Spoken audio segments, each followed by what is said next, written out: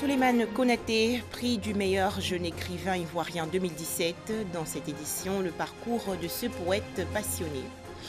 Enfin, les mannequins africains de plus en plus convoités par l'Occident. En Côte d'Ivoire, les professionnels du secteur sont optimistes.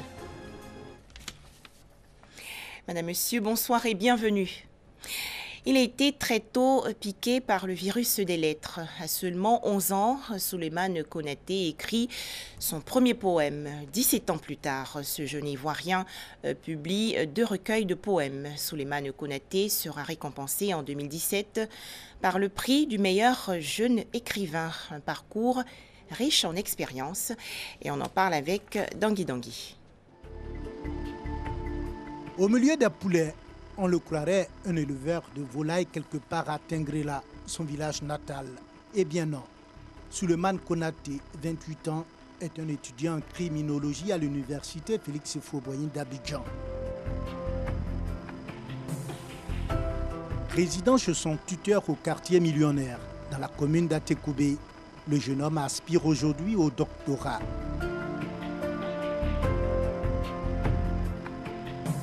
Mais ce n'est pas encore cela qui lui attire l'amitié des grands noms de la culture ivoirienne et sur lui, les projecteurs des médias. Son arme, c'est sa passion pour l'écriture. Une passion qui prend racine dans sa tendre enfance.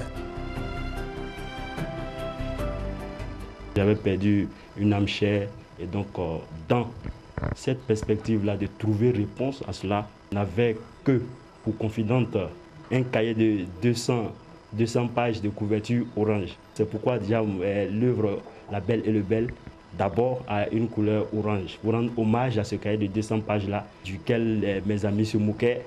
Parce que généralement, voir quelqu'un qui a de la passion pour la musique, tout ça, on voit, mais quelqu'un à son jeune âge qui a de la passion pour l'écriture particulièrement, on trouve que c'est un art de personnes qui déjà ont un certain âge. À son actif, 2 recueils de poèmes réputés de belle facture, qui lui ont d'ailleurs permis d'avoir le prix du meilleur jeune écrivain d'Afrique en 2017.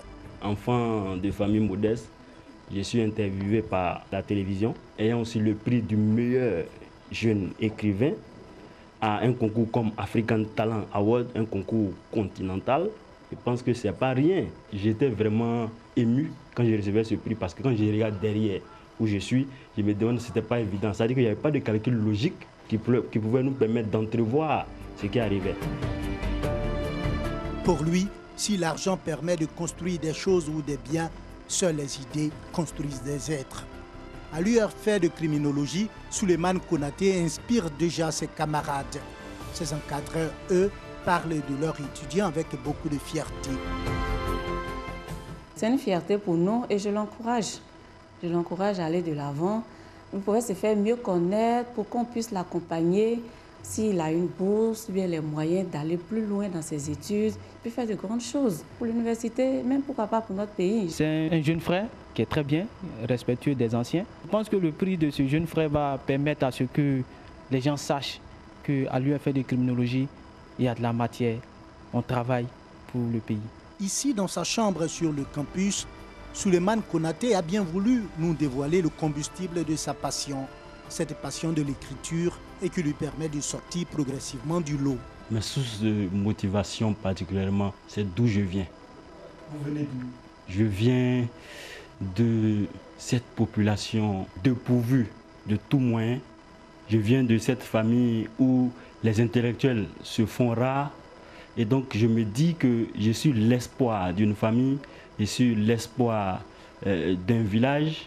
Et donc sur mes frêles épaules repose l'espoir de toute une famille. Donc je me dis que je ne vais pas à l'école que pour moi, mais pour toutes ces personnes-là qui sont derrière, qui me regardent.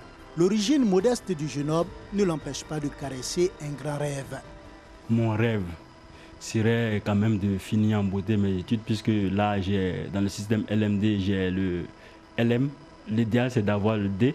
Avant ça, j'aimerais vraiment me caser, trouver un emploi, quand même pouvoir subvenir à mes petits besoins. Mais au niveau littéraire, sur le continent, il faudra que je sois une référence littéraire. Donc pour ça, je me bats plus que les autres de ma promotion. Poète, il est aussi un slammer.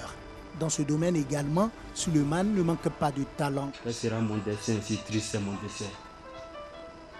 J'ai donc quitté père et mère, père, soeur et mère. Rien ne pourra m'arrêter, oui, rien.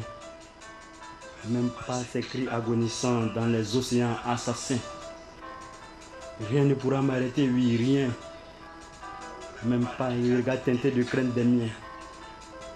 Fils d'un continent qui a tous les condiments pour se faire une bonne sauce. Hélas, condamné à manger un os. Je dis qu'un continent assujetti au crédit n'aura rien à redire quand son créancier viendra lui sucer son nectar. Il sera tard. Étudiant aspirant au doctorat, écrivain, poète et slameur, Souleymane Konaté a plusieurs cordes à son arc et se donne toutes les chances de réussir sur le chemin qu'il a choisi.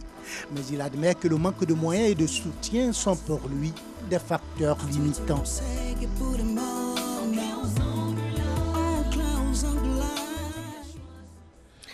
Direction le quartier Kouté dans la commune de Yopougon. Vous le savez sûrement, les mardis et vendredis sont généralement chargés dans cette zone. La circulation est donc difficile. La raison, des commerçants s'installent sur la voie publique et proposent leurs diverses marchandises. Les explications de Eric Goré.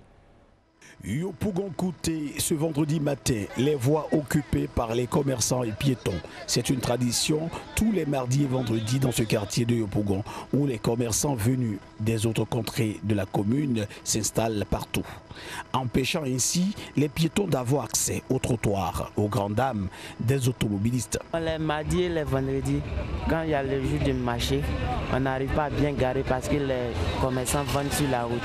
On est obligé de mal garer. Et quand c'est quand les policiers nous fatiguent. Des fois, la police vient dire nous on gare mal. Ok, il n'y a pas de place pour garer. Des avis que les concernés rejettent en bloc.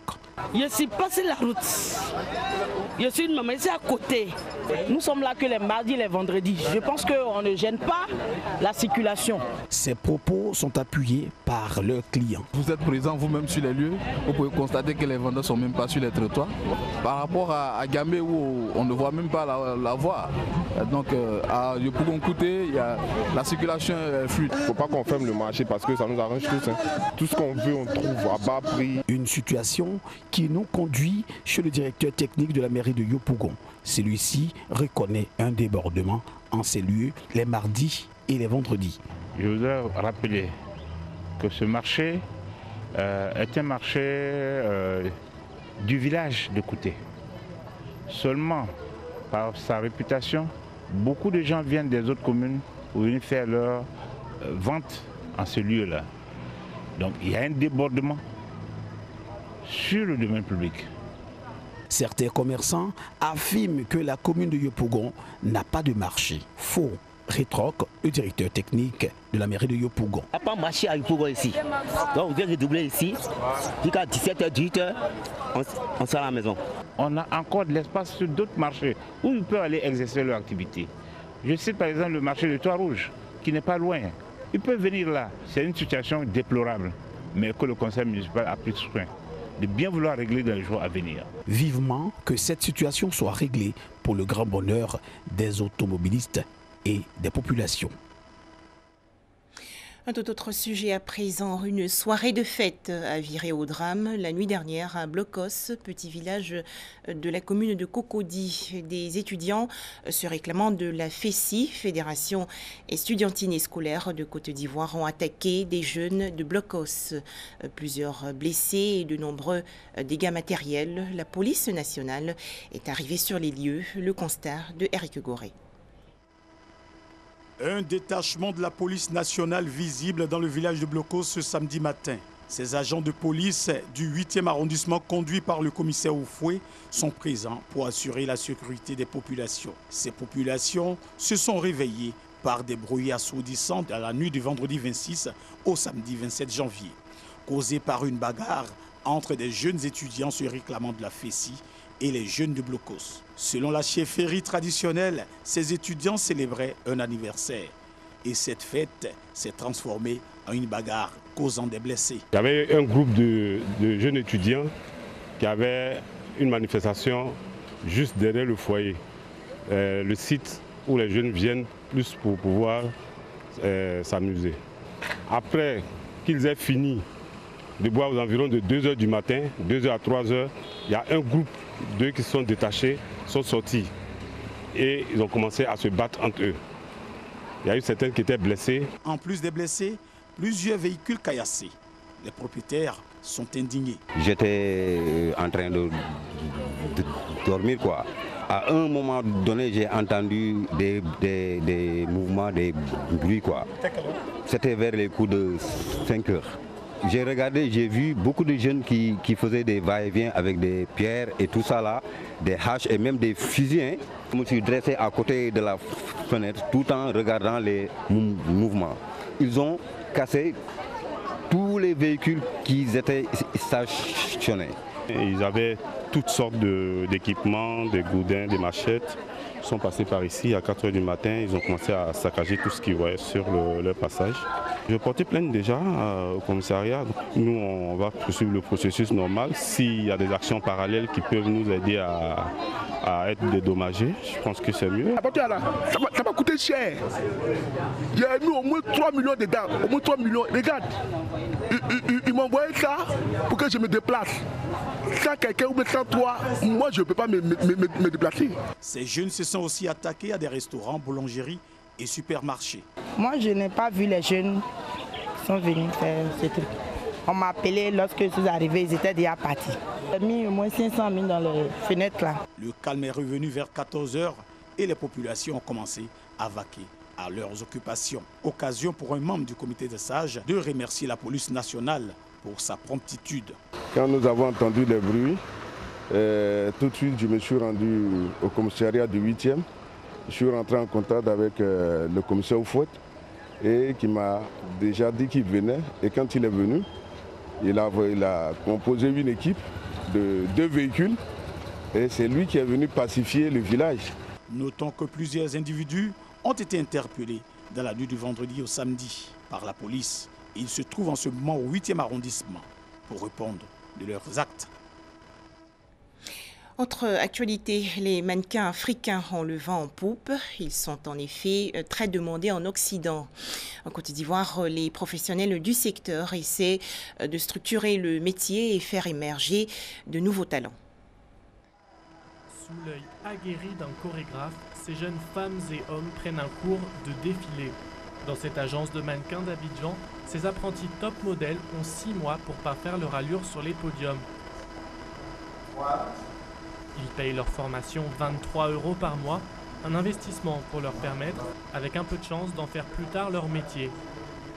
Aujourd'hui, avec toute cette apothéose, cette révolution qu'il y a autour de la mode africaine, tu as des mannequins qui ont 2-3 shows le mois. Quand on sait qu'elles sont payées au-dessus du SMIC, donc ça veut dire que quoi? Ça veut dire qu'elles sont payées même 2 fois plus le mois qu'un citoyen lambda. Cet ancien mannequin a fondé son agence en Côte d'Ivoire après avoir fait ses armes à Londres, où elle a notamment défilé pour Chanel. Tous les ans, elle organise à Abidjan les trophées du mannequinat africain pour professionnaliser son métier en Afrique. Le secteur est en pleine expansion. Un top modèle reconnu peut gagner entre 150 et 300 € par créateur. Mais en bas de l'échelle, certains mannequins acceptent de défiler pour seulement une dizaine d'euros, voire juste des promesses. Pour moi, le mannequinat est un métier comme les autres. On peut vivre de cela comme tous les autres métiers. Bon, moi, en tout cas, j'espère être un grand mannequin international. Outre les risques d'arnaque, les professionnels africains du secteur veulent aussi relever un autre défi, celui des mensurations ultra minces imposées par les défilés de haute couture occidentale. On a commencé à s'aligner sur les critères physiques et de beauté européens. Quand vous regardez bien, les mannequins, elles sont très minces, elles sont filiformes. Quand tu vois que la femme africaine en général est très arrondie, donc ça veut dire que c'est dans un souci justement de répondre au marché international qu'on fait une sélection sur cette base de données. D'après Fatim, les créateurs africains s'intéressent de plus en plus aux standards de beauté propres à leur pays d'origine. À l'avenir, elle espère ainsi voir des mannequins plus en chair sur les podiums. Très bonne soirée à tous sur RTI2. Merci de nous avoir suivis.